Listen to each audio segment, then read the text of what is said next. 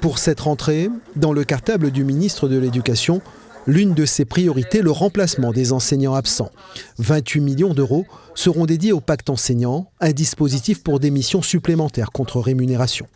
28 millions d'euros, c'est 3% de l'enveloppe nationale du pacte enseignant.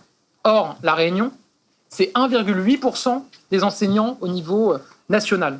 Donc vous voyez bien qu'on met plus de moyens sur le pacte enseignant pour La Réunion que dans les autres territoires.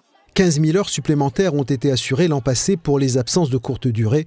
L'objectif cette année, multiplier ces heures par 5 à La Réunion. Même si la démographie scolaire est en baisse, le nombre d'enseignants lui augmente, plus 28 dans le premier degré. Par ailleurs, le ministre considère comme légitime l'affectation d'enseignants stagiaires de La Réunion sur l'île même, plutôt que dans l'Hexagone. Moi, je souhaite évidemment que ce soit des jeunes Réunionnais qui ont grandi à La Réunion, qui se sont formés à La Réunion, ou des Réunionnais qui ont fait une partie de leur carrière dans l'Hexagone, qui puissent bénéficier de ces affectations. Et c'est ce sur quoi on va travailler. Pour les élèves en situation de handicap, 8000 dans l'académie, l'effort est porté sur le recrutement de 180 assistants d'éducation.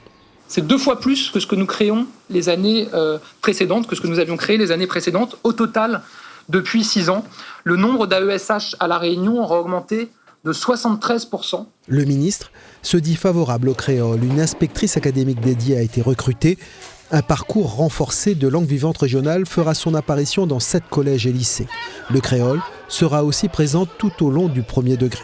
Je veux qu'on continue à investir dans cet apprentissage. Ça veut dire quoi? Ça veut dire former plus de professeurs, de référents académiques sur l'apprentissage du créole. Et ça veut dire développer des initiatives.